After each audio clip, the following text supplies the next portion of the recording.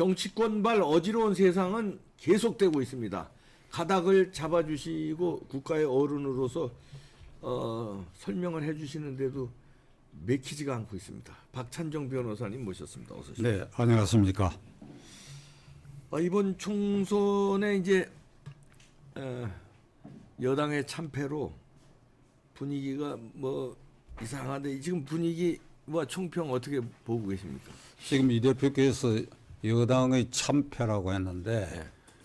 이 선거를 이 총체적이고 집중적으로 분석해 보면 그 참패라는 말에 저는 동의하지 않습니다. 예. 우선 총유권자의 3분의 1, 정확하게 3분의 1이 투표에 불참했습니다. 네. 3분의 2가 투표에 참가했고, 네. 그래가지고 이 민주당의 총 득표수가 후보자들 1,400여만 표고, 네. 국민의힘당은 1,300여만 표고, 그러니까 그 표 차이는 유권자 대비 5.3%. 네. 근데 소선거구제이기 때문에 사표가 생기기 마련이니까. 네. 그러다 보니까 의석수는 차이가 지역구에서 많이 90대 161석, 70석 차이가 나거든요. 네. 요거는 300석 의석 가운데 25%예요. 네. 그러니까 총 득표수는 5.2% 차이, 의석수는 25% 네. 차이. 그렇다면 그럼 3분의 1이 투표 안 한 사람도 어떤 사람이냐? 뭐 질병이나 특수한 사정이 있겠지만 그렇지 않은 사람들은 이 당도 찍기 싫고 저 당도 찍기 싫고 이 당을 찍으려고 하니까 또 마음에 걸리고 이런 부동층이라고 봐요. 네.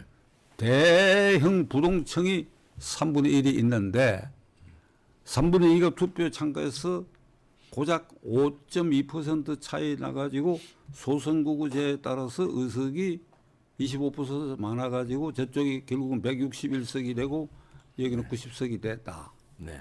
그러니까 그 차이로 이게 민주당은 기고만장하고, 네. 그러니까 정부 여당은 풀이 죽고 네. 이런 상태가 생겨버렸는데 이 소선거구제의 이런 그 사표의 편차가 너무 큰 것을 보완하기 위해서 우리 헌법에는 명문 규정이 있어요. 네. 이 뭡니까? 대표가 얼른 뭡니까? 헌법 46조입니다. 네. 그게 뭔가면 국회의원은 국가 이익을 우선하여 양심에 따라 직무를 행하라. 네. 그러니까 내 소속 정당이 어느 당이든지 간에 그 당의 국시, 당시에 해당하는 것은 그 명령에 따라야 되겠지만 그렇지 않고 민생 현안이나 국민 생활과 관계되는 이런 입법 활동은 네. 자기 양심을 지키고 해야 된다. 그 왜 그러니까 이게 유권자라는 게 국민이니까. 예. 국민. 그러니까 그 국민의 기본적으로 봉사 자세를 취해야 된다. 그러니까 이런 전제로 놓고 봤을 때 지금 민주당은 폭주하기 시작했어요. 네. 기고만장했어요. 그러니까 뭐든지 가능한 거 다 해야 되겠다.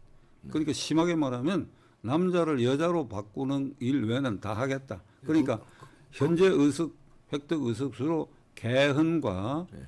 대통령 대통령 탄핵을 빼고 뭐든지 밀어붙이겠다. 지금 어제 당장 대통령이 그동안에 거부권 행사했던 법률이 있죠. 양곡관리법하고 노란봉투법 등 네. 이걸 재발의한다는 겁니다. 네. 그리고 김건희 특검도 다시 또 재발의한다. 그리고 이재명 대표의 총선 공약이 생활 보조비로 전 국민에게 25만 원씩 주는 공약. 요게 총액으로는 한 2조 되는 것 같은데 네. 이거 정부에다 대고 이거 이행하라. 지금 물가도 올라가고 생활과 겹쳤는데 이게 윤 정권 탓 아니냐. 그 불응하면 법을 만들겠다는 겁니다. 예. 전 국민에게 25만 원씩 주는 법을 이거는 상권분립 위배됩니다. 그 법은 되더라도 성립하더라도 무효인데 성립할 거예요. 그럼 법 통과시키면 되니까. 네. 통과. 남자를 여자로 바꾸는 법도 통과시키면 통과되는 거지. 네. 그 25만 원씩 준다 하는 그 법은 왜 그러니까 입법, 사법, 행정부가 서로 분립되어 견제 균형을 유지해야 하는데 행정권에 속하는 예산 집행권에 대해서 그것을 콩나라 판나라 하는 것은 상권분립 위배하는 일이에요. 네. 건의는 할 수 있지 그 부분을. 그러니까 이런 것까지 기고만장하게 이제 나오는데 거기에 비해서 이게 요 아흐레밖에 안 됐지만은 우선 국민의힘당이 맥이 빠져 있는 것, 맥이 빠져 있고 그다음에 윤 대통령은 이 선거 결과에 대해서 어떻게 생각한다는 자기의 진솔한 입장을 정리를 하고도 아직 말을 안 하는지 아니면 정리를 못 하고 있는 상황인지 저는 아마도 정리를 못 하고 있지 않나 싶어. 다시 말하면 이게 좀 갈피를 못 잡는 거 아닌가. 이 선거 결과 이렇게 된 것이 그 뭐 전적으로 내 책임이냐, 당 책임이냐, 이제 이런 것에 대해서도 본인이 이 구분과 갈피를 못 잡고 있어요. 근데 오늘 아침 뉴스에 의하면 이 갤럽 여론조사가 갤럽은 비교적 공신력이 있는 걸로 인정되지만 저는 그 수치를 믿지는 않아요. 그런데 대통령 지지율이 이번 총선 후 어제 많이 조사는 떨어졌습니다. 최저로 나타났어요. 네, 최저로 떨어졌습니다. 그 수치로는 23%인데 네, 많이 최저라고 하는 것에 대해서는 이게 우리들의 감각적으로도 그게 느껴질 정도다. 이러다 보면 정부 여당은 민주당은 폭주 기관차가 돼 있고 정부 여당은 이게 좌표를 잃은 듯한 모습을 보이고 있다. 거기에 곁들어 가지고 이재명 조국은 자신의 사법 리스크를 방어하기 위해서 조국은 자기가 완전히 3당 야당 당수라고 자부해 가지고 대통령을 향해서 영수회담 하자 그래요. 예. 근데 이게 영수회담이라는 말이 나왔으니까 난 조국 씨에게 한번 얘기하고 싶은데 나 개인적으로 전혀 친분이 없어요. 그가 태어나 자란 곳이 내가 자란 곳하고 같은 곳인데 부산에 전혀 면식도 없고 그런데 뭐 협법학자고 교수니까 그런데 영수회담이라는 말을 쓰면 안 되죠. 이게 지금 왕조 시대가 아닙니다. 왕조 시대가 아니라고. 그러니까 영수라고 하면 우두머리라는 뜻인데 그럼 최고 국가의 최고 우두머리인데 지금 영수는 없습니다. 대통령과 야당 대표 또는 대통령과 3당 대표 이런 표현을 써야 되는데 영수 회담 하자 그러고 개표 다음 날 거기 저 대법원과 대검찰청 그 사이 도로변에서 기자회견을 해가지고 내가 나에게 걸려 있는 이 모든 이 사법 리스크에 대해서 비사법적 절차로 내가 이게 정의를 밝히겠다. 이거 자기가 지금 대부분의 상고돼 있는 거 무죄를 하든지 놓쳐라. 그런 얘기를 했고 그다음에 민주당의 대장동 게이트에 이재명을 변호했던 변호사 6명이 전부 지역구에 당선됐는데 그중에 하나 나 이름 뭐 기억 못하고 이런 얘기를 했어요. 사법부에 대한 민주적 통제가 필요하다. 그게 무슨 말이에요? 사법부에 대한 민주적 통제가 필요하다. 그러니까 사법부에 대해서도 재판 진행이나 판결 방향에 대해서 국회의 어떤 이견을 갖고 하겠다는 것인지 아니면 민주당 당 사법질서 안 따르겠다는 거죠. 뒤집어 엎겠다는 거죠. 그러니까 그 구체적으로 어떻게 할 것인지 그 판결이 나도 무효다 이런 선언을 해갖고 집회를 하겠다는 뜻인지 그거죠. 이게 협박이거든. 협박이죠. 민주당의 저런 협박, 조국의 저런 협박인데 제가 우려하는 거는 저 협박이 먹힐 것 같아. 움츠러들어. 검찰도 움츠러들고 그다음에 법원도 움츠러들어. 지금 조국 사건 대법원 계류 중에 저걸 지금 우리가 예의 주셔야 되는데 오래 끌 하나도 이유가 없어. 오래 끌 이유가 전혀 없어. 얼마 만에 판결이 나와야 하는지 2월 말에 이게 항소심 실형 유죄가 선고됐거든. 2년. 그 2월 말이니까 3, 4개월 안에 저거. 그러니까 6월 1일 국회 개원 전에 나는 저 판결이 나야 된다고 생각해요. 저걸 우리가 이제 지켜볼 필요가 있고 또 하나는 이 수원지검을 민주당이 공격하는 겁니다. 그 이 대표 그 뉴스 대강 보셨지요? 뭐 검찰청에서 김성태 쌍방울 회장과 뭐 이화영 뭐 이렇게 해서 뭐 연호회하고 술을 갖다가 버리면서 회유를 하고 뭐 이랬다는 말도 안 되는 거짓말을 해서 그걸로 이제 검찰 수사를 검찰 구형을 무효화시키는 작업이죠. 그러니까 그래서 이화영이 재판도 무효화시키고 이재명이 재판도 무효화시키는 작업을 하는 거죠. 크게 보면. 이화영에 대해서 이제 지난 주일에 총선 직전에 구형이 15년이 났거든요. 예. 그러니까 그 구형 공판 전후에 이화영이가 법정에선가 그 사실을 그런 일이 있다라고 이제 폭로를 해서 작년 6월 달에 김성태 쌍방울 회장하고 자기를 검사가 불러가지고 처음에는 창고라고 했다가 그다음에는 검사 부속실이라고 해가지고 그 CCTV도 있는 방에서 이제 술과 그다음에 연어회를 제공하고 둘이서 타협해서 말을 맞추라고 이런 사실이 있었다. 네. 그러니까 당장 이재명이 받아가지고 국기문란 사건이다. 네. 그러고 나왔습니다. 그게 사실은 국기문란 사건이고 검찰 해체해야지요.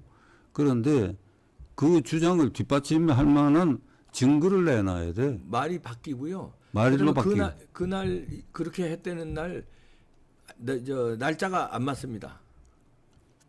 그러니까 이런 겁니다. 장소도 막 바뀌고요. 예. 예를 들면 이런 겁니다. 증거법상 저 사람 도둑질 했다.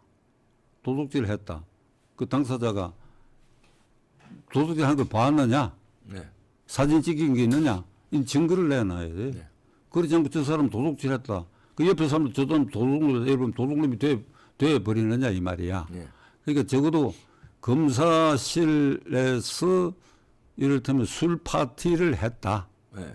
한다면 거기에 적어도 30명이 그 현장을 직접 목격하거나 간접 목격하게 돼요. 네. 일단 우선 변호사가 입회해 있고 변호사도 있고 그다음에 교도관이 교도소에서 이화영을 데려왔으니까 교도관이 입회돼 있습니다. 교도관이 2명 이상 명 있죠. 있고 그다음에 검사와 검찰 직원이 수사관이 있고 예, 직원이고 네. 그다음에 교도소에는 술을 먹고 갔으면 술 냄새도 나고 할 테니까 그게 이제 나갔다가 들어갈 때 입감 절차가 까다로워요. 이 몸 수색하고 이런 과정에서 신분증 맡겨야 되고 그게 술을 먹었는지 안 먹었는지 하는 것이 나타날 수도 있고 적어도 20명 이상의 증인이 널려 있는데 한 사람도 증거 나타나고 있지 증인은 않거든요. 없습니다. 이화영이 혼자 주장이에요. 그러니까 이거를 가지고 이제 가령 이번에 민주당이 과반 의석을 획득하지 않았다 그러면 이런 거 얘기를 못 하지요. 네. 못 하는데 그러니까 이게 폭주 기관차가 되다 보니까 이제는 이재명 조국이 나서서 법원과 검찰을 그냥 총 공세를 하고 있는데 그러면 이제 어떻게 해야 됩니까?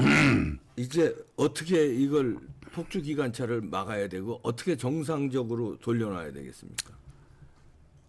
그 시청자 여러분들이 들으시면 답답한 얘기로 들리실지 모르겠으나 저는 이재명과 민주당 당선자 그리고 조국당의 그 당선자들 네.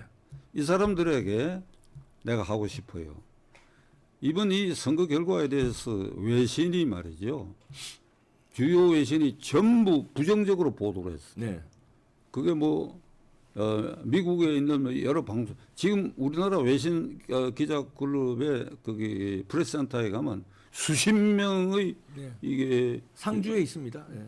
와 있거든. 네. 통신사, 방송국, 신문사.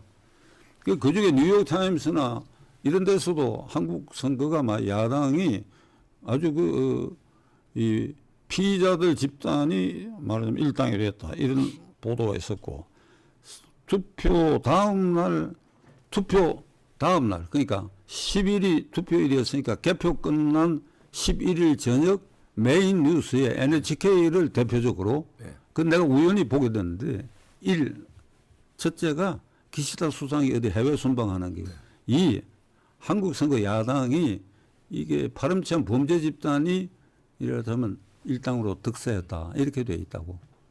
그러니까 나는 이재명과 조국 그리고 야당 의원 여러분들에게 모두에 설명한 대로 당신들이 지금 절대 권력을 가진 게 절대 아니다.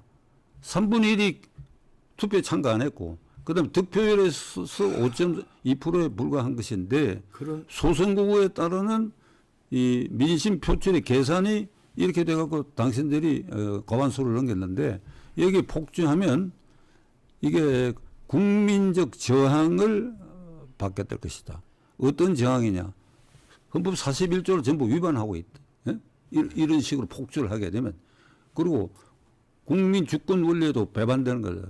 국민이 뽑을 때 이렇게 하라고 뽑은 게 아니지 않냐 이 말이야. 그러니까 민심이 천심이고 천심이 민심이라고 하는 사실을 염두에 두고 이게 폭주 기간차는 결국은 이런 식으로 하면 폭발하고 말 것이다. 누구에 의해서? 민심에 의해서. 민심이라는 장애물에 반드시 걸리게 말 얘들 것이다. 못 알아듣는 것 같은데요. 알아들을 놈들도 아니고요. 지금 분위기도 알아들을 분위기도 아니고요. 그럴 기본적인 성향도 아니고요. 그걸 받아들이기엔 지들이 범죄가 너무 커서 감옥 갈 게 두려운 놈들이고요. 그저 아주 통하지를 않는 놈들입니다. 이걸 해결 방법은 그게 아닌 것 같은데요. 그렇게 해결해서 그런 거를 일깨워주고 뭐 그거 들을 놈들 같으면 여기까지도 오지도 않을 거예요. 잡아 쳐넣는 방법밖에 없는 거 아닙니까? 이재명이. 아니 잡아 쳐넣을 기회가 그렇게 큰데 아니 잡범은 그냥 잽싸게 구속하는 나라에서 어떻게 그거를 그러니까 이게 윤석열 대통령의 이 잘못이에요. 그러니까 이렇게 되치기를 당하는 거 아닙니까? 방법이 없어요. 이게 뭐 얘네들을 법으로 설명하거나 헌법으로 설명하거나 국민이 봉기한다고 협박을 해도 국민 눈 하나 까딱 안 하는 놈들인데요. 저놈들 지네 개딸만 하는 놈들인데요. 잡아 쳐넣는 방법밖에 없지 않겠습니까? 저놈들을 우두머리 이재명 잡아 쳐넣으면 우리 헌정사를 보더라도 지나친 일이 반복되고 계속되면 우리 말이 그런 말 있잖아요. 천벌을 받는다는 말이 있거든. 네. 국민이 참고 인내한데도 한계가 있기 마련입니다. 어? 4.19가 왜 일어났으며 그 이후에 정권 변동이 있을 때마다 민심이 어떻게 폭발했는지 그걸 생각하면 무서운 생각을 해야 돼요. 이 서울 시내에 말이죠. 민주당 당선자들의 대부분이 1~2% 차이입니다. 네. 1~2% 차이로 그렇죠. 안 됐어요. 그러니까 민심이 그만큼 가파른데 산술적으로 다수당이 됐다 하는 거. 이게 침묵하는 다수, 3분의 1 무더기 기권자 이런 걸 염두에 둬야 된다. 안 그러면 이제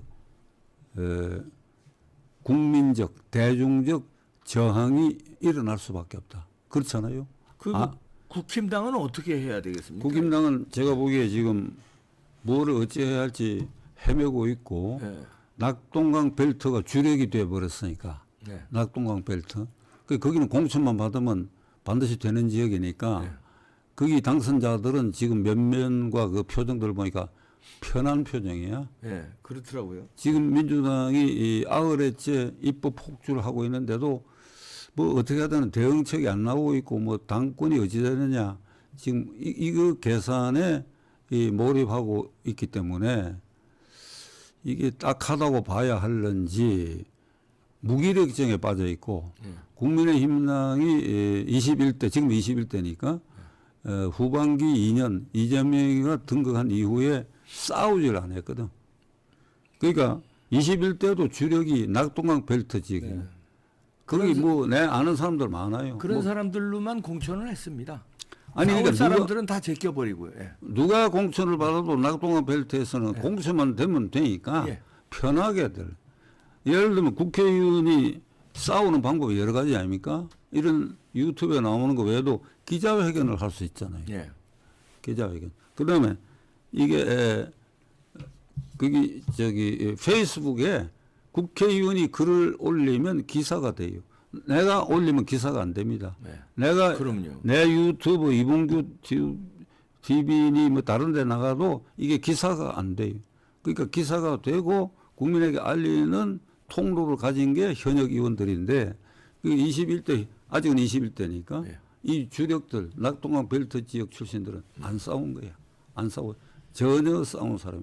그 싸우면 개별적으로 개딸들한테 당한다는 생각도 있고 그다음에 공천에 영향을 미친다는 이런 생각인데 이번 이제 새로 당선된 사람들도 그냥 국회의원의 일단 권리를 향유한다 하는 거기에 몰입된 듯한 느낌이 있는데 뭐 좀 더 지켜봐야 되겠죠. 그런 국힘을 그러면 자유우파 국민들이 그런 국힘당을 계속 응원해야 되나요?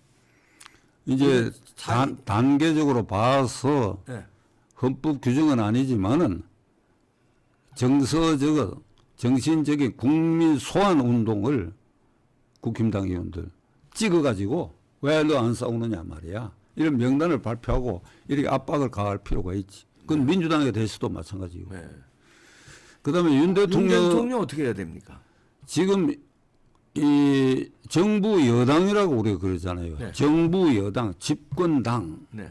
여러분 거기에 맹주가 실질적인 정치적 맹주가 누굽니까? 대통령이 네. 대통령. 근데 지금 윤 대통령이 오늘이 19일인데 이 선거 결과를 본인이 어떻게 평가 분석하고 있는지 오리무중 같. 좀 거북한 한 얘기로는 갈피를 못 잡고 있는 거야. 갈피를. 그러니까 기자회견 안 했어요. 이 선거 결과를 기자회견 안 했어. 근데 윤 대통령은 1호 공약이 용산으로 이전한 이유가 2층 집무실, 1층 기자실 수시 기자회견 하겠다고 했는데 그 큰 공약 지금까지 안 지켰고 이번 이 선거 결과야말로 기자회견을 통해서 자기 입장을 얘기하고 질문을 받아야 돼. 그 질문이 쓴소리 질문이 될 가능성이 맞지. 그러니까 이게 선거 결과가 나쁘니까 그걸 피하려고 하는 거 아닌가 싶어. 쓴소리 질문이 있을 때 당당하게 거기 반성 회고해서 우리나라 사람들 그 반성이란 말이지. 지금 이 유튜브에 이게 나가면 박찬준이가 터무니없이 윤 대통령 반성하라 한다는 댓글 틈없이 올라와요.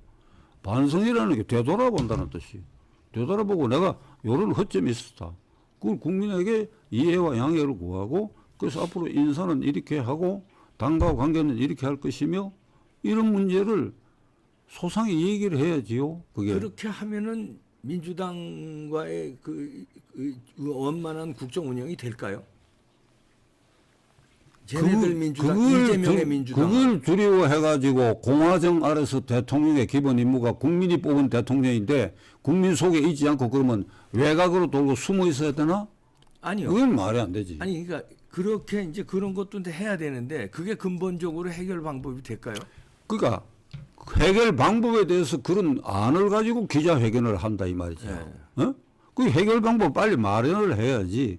인사는 어떻게 지금 여기 인사에 대해서 총리와 비서실장 이 하마평으로 이 선거 결과 분석에 대통령의 이게 득실에 대한 이게 가려지는 것 같은데 그 절대 가려지지 않습니다. 그러니까 그거와는 별개로 대통령이 남은 임기 3년을 이번에 이 정권 심판입니다. 이 선거가. 작년 12월만 하더라도 4월에 있을 국회의원 선거는 야당 심판이었는데 그 뒤에 이게 변질이 됐어. 그러니까 이미 2년이 돼버렸거든. 이게 정권 심판이야 이게. 한동훈 심판이나 국민의힘당 심판이 아닙니다.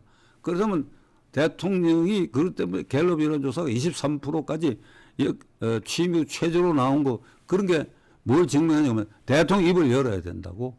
이 결과 두려워할 건 나는 하나도 없다고 봅니다. 무서워할 거 하나도 없다고 봅니다. 에? 그렇게 해서 미리 야당의 공세를 잠재우는 당당한 모습을 대통령이 보여야 된다. 네. 그 야당이 우리 박찬종 변호사님이 그 정치할 때의 그 정객들 있잖아요.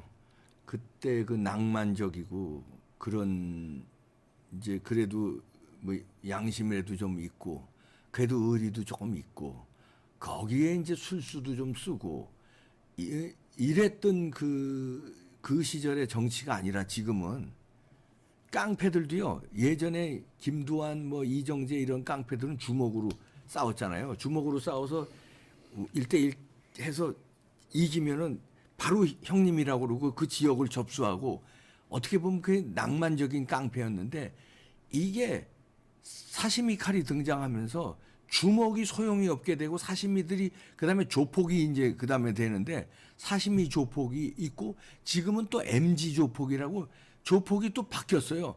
그런 식으로 이 정치도 이재명의 이 지금 민주당은 조국의 이런 거는 우리가 알던 그 야당 민주당 우리가 알던 그 민주당의 정통 뭐 우리가 알던 정치인들 이런 사람들이 아니고 완전히 이 저 돌연변이 된 아주 저 좀비가 된 범죄자 아주 극악무도한 그다음에 아주 양아치도 극악무도한 양아치들이 지금 흔드는 나라인데 그거를 옛날 방식으로 정치로 풀나가면 이놈들이 정치인들이 아니고 이 깡패 좀비놈들인데 잡아 쳐넣는 방법밖에 없지 않겠습니까?